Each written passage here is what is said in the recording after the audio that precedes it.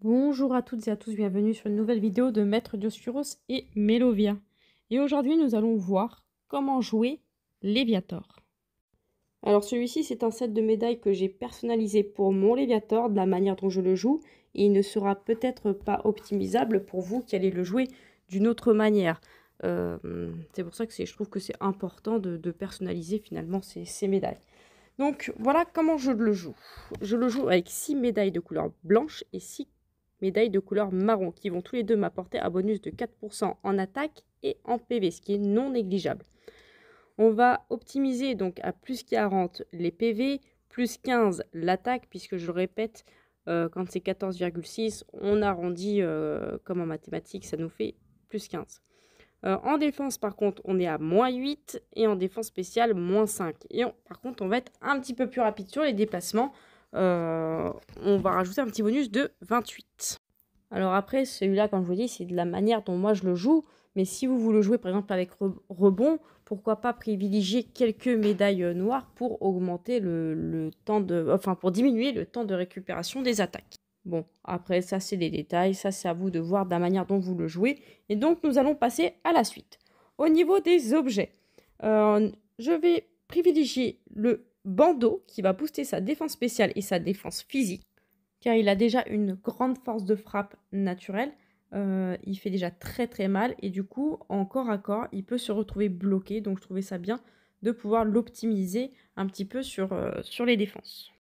Ensuite, je vais privilégier la vulné-assurance qui va booster ses PV et son attaque de base.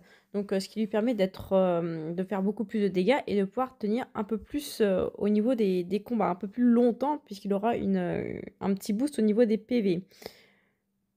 Et en dernier objet, on va prendre le bandeau muscle qui va booster sa vitesse d'attaque. Donc, les attaques de base, hein, vous savez, quand on donne des coups de poing, ça va aller beaucoup plus vite. Et encore une fois, booster son attaque à plus 15. Donc là, je trouve qu'on est sur un Léviator bien... plutôt plus que correct même. Après, voilà, encore une fois, c'est ma manière de jouer.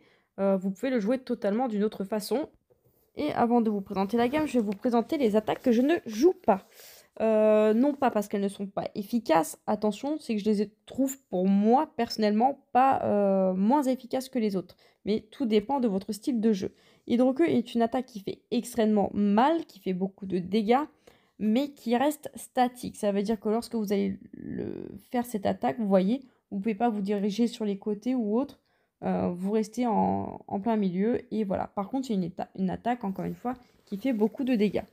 Rebond, alors moi je ne joue pas avec rebond. Euh, je vais le jouer avec cascade, mais beaucoup de joueurs le jouent avec rebond et c'est une très très bonne attaque. On voit qu'il a un grand cercle d'attaque, hein, donc il a une bonne zone. Ça permet aussi de fuir. Ça permet de fuir. Par contre, voilà, il y a le temps de chargement, le temps de diriger. C'est pour ça que je trouve que Cascade est plus efficace parce que c'est direct. Il n'y a pas de je dirige, je perds une seconde, c'est tout de suite. Au niveau de la capacité Unite, bon bah voilà, vous vous cachez dans le sol, vous rassemblez de l'énergie, vous ressortez et bam, vous emmenez tout sur votre passage. Vous voyez les dégâts par seconde, elles sont énormes. En plus, ça peut aussi vous permettre de fuir. Alors oui, c'est dommage, mais ça peut aussi vous permettre de fuir en cas par exemple, vous vous retrouvez bloqué sur des adversaires, vous savez que vous ne pouvez pas les abattre et que vous allez mourir. Vous faites ça et vous partez et ça peut vous sauver la mise. Voilà. Alors, le Magikarp, comment évolue-t-il? Parce que c'est vrai que quand on ne connaît pas, c'est un peu particulier. Donc, vous voyez, il a une petite jauge bleue sous ses points de vie. Donc, cette petite jauge doit être remplie jusqu'au bout. Et une fois qu'elle sera remplie, vous pourrez évoluer. Comment la remplir? C'est très simple. Il suffit soit de mettre KO des adversaires ou de faire des attaques sur des bots ou sur vos adversaires ou encore marquer des paniers. Mais bon, quand vous êtes en Magikarp, je vous recommande pas trop, à moins d'en avoir la possibilité d'aller faire les malins et d'aller jouer dans la zone adverse. Vraiment, vraiment, voilà. Bien. On va se concentrer sur le match. Donc là, on voit il manque pas grand-chose pour évoluer. Donc là, ta trompette, honnêtement, elle sert à rien. Passer au-dessus des murs. Si, permettre de fuir à la rigueur, mais ouais, c'est pas grand chose. L'attaque gigotage, par contre, elle fait quand même assez mal. Alors là, un bot et c'est bon, on évolue. Donc ça, c'est plutôt bien. En haut, ça tient bien la ligne. Donc c'est parfait. Pour l'instant, pas de point de prix. En haut, on peut voir... Alors j'allais appuyer pour regarder, mais non, on ne peut pas. Ça y est, on évolue en Léviator et on va jouer Dracosouffle et Cascade. Donc je vais vous expliquer les attaques. En haut, ils sont sur du 2v2. Ça a l'air de bien se débrouiller. Le Miascarat qui reste encore sur la jungle pour XP. Donc tout va bien pour le moment. Mais je pense qu'il va devoir peut-être pas tarder à redescendre. Vous voyez les dégâts. Donc Cascade, comme vous avez pu le voir, l'avantage, c'est que déjà pour fuir, on peut le diriger. Il n'y a pas de temps de seconde par rapport à rebond. C'est que vous placez, ça part. Il n'y a pas de... je dois décaler le pouce, attendre qu'il se charge, machin. Là, c'est un effet immédiat. Il nage assez vite. On ne peut pas vous attaquer pendant que vous faites cette attaque. Et en termes de dégâts, vous l'attaquez quand même 3 fois. Parce que vous pouvez le diriger, faire un retour, aller sur les côtés. Vous faites ce que vous voulez avec cette attaque. Donc voilà pourquoi je la privilégie. Mais attention, je ne dis pas que l'attaque rebond est mauvaise. Beaucoup de joueurs le jouent avec rebond. On est bien d'accord là-dessus. Dracosouffle par rapport à Hydroqueue. Hydroqueue, c'est vrai que ça fait en termes de dégâts un peu plus mal que le Dracosouffle. Par contre, voilà, vous êtes statique. Le Dracosouffle, vous appuyez, c'est lancé. Vous pouvez enchaîner par la suite à taper. En plus, on booste avec l'objet la vitesse d'attaque. Donc ça fait un très très bon combo. Voilà, pour les explications. Alors par contre, il faut bien viser, hein. Faites pas comme moi. Hein. Faites pas dans la précipitation, paf paf. Non, non, visez bien, soyez sûr de votre coup. Hein. Alors, bon, on va sûrement descendre pour récupérer un peu de bottes.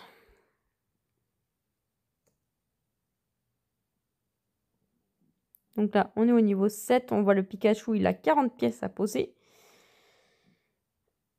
Lui, il en a 13 au niveau 8. Donc on a un petit peu d'avance. Donc là, on va lui laisser prendre les... Ah, il faut aller l'aider. Non, trop tard, il est KO. Une réaction un peu tardif. On repart en arrière. On essaye de se sauver. Très bonne intervention de mon coéquipier. On essaye de les empêcher de poser. Hein, de... Tac, tac, tac.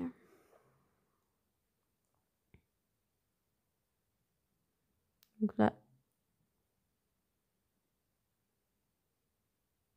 Ok, on met KO. Non, il n'est pas KO. Ok, là il est KO. Mais derrière, on se prend le KO aussi. Attention quand même. Le Miascarade, il est quand même à 4 kills, mine de rien. Le Pikachu à 3 kills aussi. Donc, il faudrait qu'on évite de se prendre des KO supplémentaires. Alors là, on voit hein, qu'ils sont un petit peu en... pas en difficulté en haut, mais le Noctali, il était tout seul à gérer le temps que les autres viennent. Et qu'en plus, il était en train de poser. Donc, une intervention. Et voilà, ils étaient bien 3. Donc, c'est bien ce que j'avais calculé. Mais t'as dit, je suis pas folle, j'ai bien vu. Oui, oui, non, j'ai bien vu. Donc là, on essaye de leur filer un petit coup de main. On recule. Oui, c'est bon. On recule, donc on fait reculer les adversaires. Bon, on utilise la capacité Unite pour rien, mais c'est pas grave. Au moins, on peut poser des paniers. Le Pikachu qui nous met le KO. Alors attention au KO, hein. Là, ça fait déjà 3 KO depuis le début de la game. On fait attention. Donc là, on va repartir en bas parce qu'en général, quand ils font une aparté sur le haut, ils aiment bien redescendre par la suite, faire une contre-attaque. Donc il faut être assez méfiant. Oui, là, on voit le Pikachu qui est dans la jungle. On aide le Pyrobut. Voilà, c'est un bon choix de se replier. Le Pikachu qui vient en aide. Ok, très belle intervention. Il était caché celui-là. Donc là, on fait attention hein, au point de vie surtout. Ne faites pas comme moi à penser que vous êtes invincible parce que ce n'est pas le cas. Non, toujours pas demi-tour. Ok, les paniers sont posés, ça c'est très bien, mais il est temps de fuir. Et tu t'es trompé de direction, ma grande. Pikachu, il fait une belle partie, hein. Ah, qu'est-ce qui se passe? Oui, tu t'es trompé de touche. Là, ça, c'est vraiment un truc, les KO qu'il faut limiter au maximum, hein. Là, vraiment, c'est pas une game...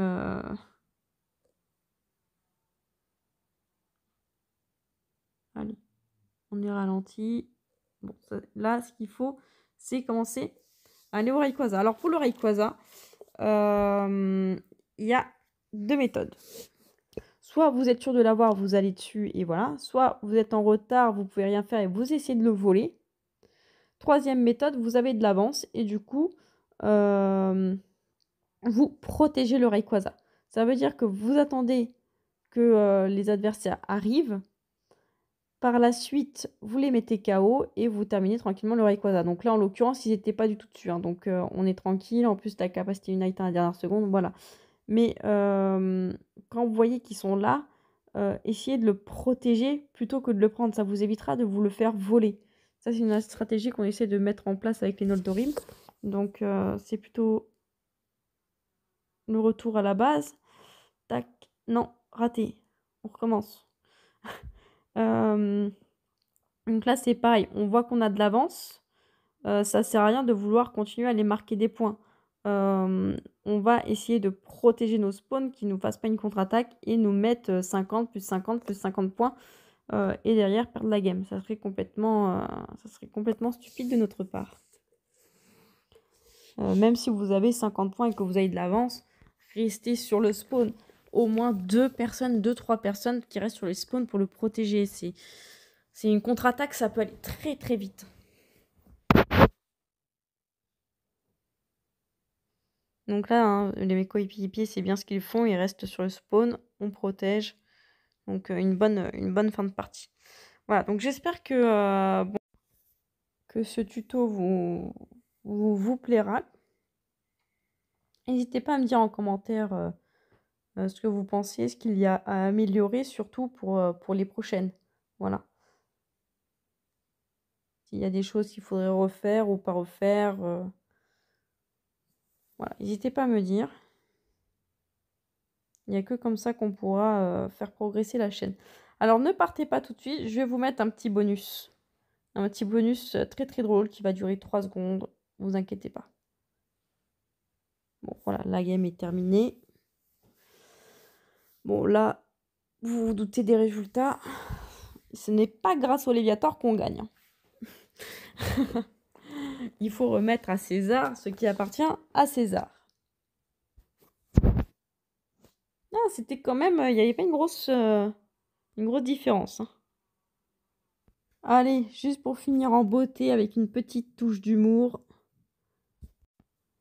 Voici un moment épique de Pokémon Unite. Que j'ai évidemment adoré. Magikarp, le monstre Magikarp. Qui va totalement manquer de respect à son évolution. Et qui va faire le chaos sur un Léviator. Voilà, c'est le moment de Magikarp. Bravo à lui. Voilà. Bon, bah écoutez, ça sera tout pour cette vidéo. J'espère qu'elle vous aura plu. Et on se dit tous à très vite pour de nouvelles vidéos. À bientôt.